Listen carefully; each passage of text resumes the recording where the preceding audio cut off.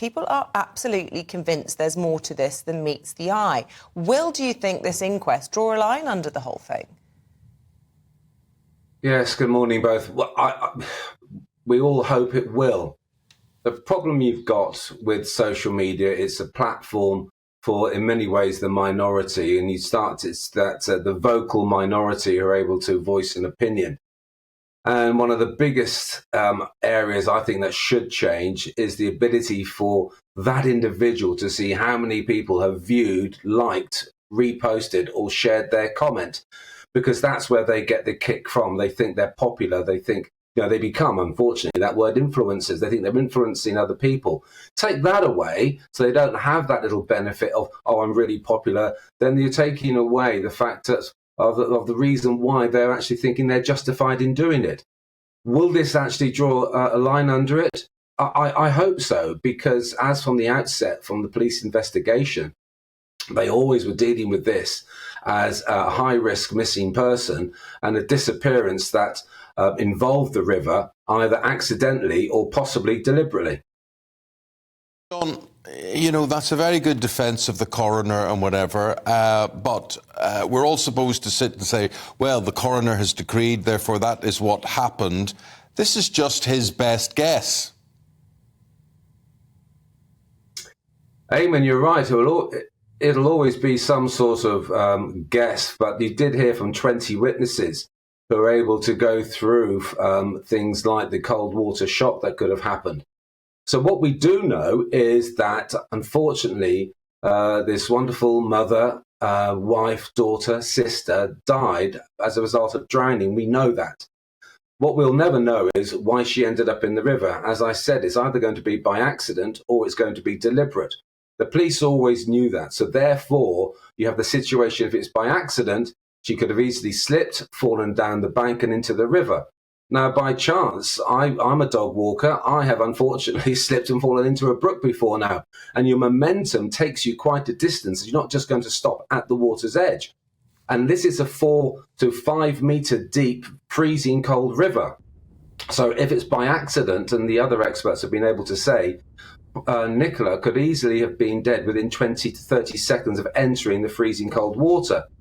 And I urge people to actually, if they are interested, to watch that video by PC Thackeray that shows you the speed of the river and how far she could have got within half an hour.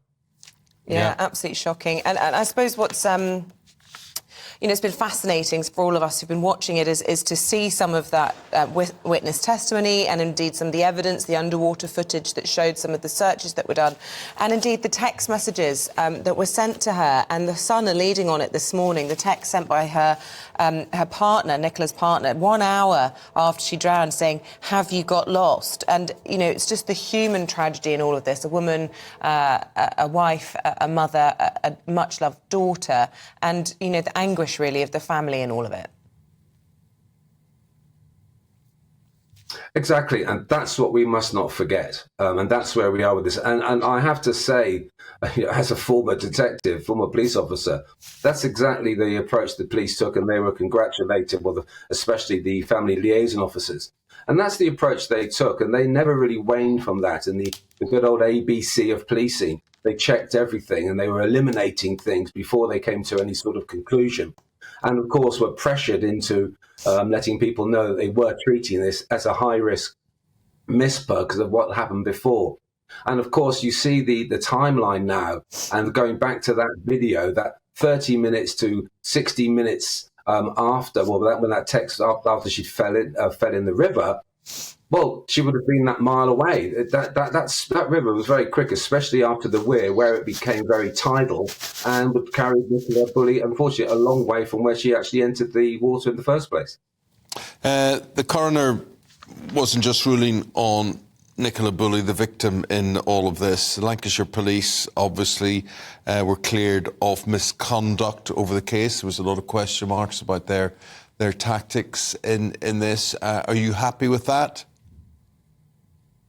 Yes, absolutely. I think the investigation, and I think how they dealt with it from the outset, as I've always said, that they dealt with it very professionally. They weren't going to listen to the rumour mill, the conspiracy theorists, And with all the pressure that's been put under them, on them, rather, with people turning up, having their selfies at the scene, and then getting onto social media, eventually they're pressured into actually saying, well, this is the reason. These are the reasons why we're dealing with this as a high-risk whisper. These are the reasons for this.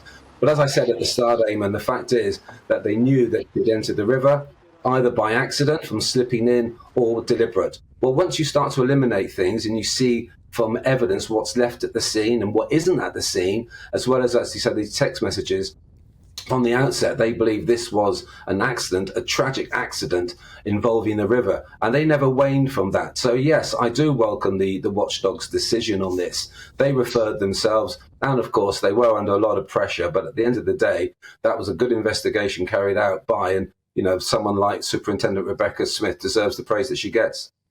John Taylor, really appreciate your analysis on things. John's a former Metropolitan Police detective. Thank you for speaking to us today.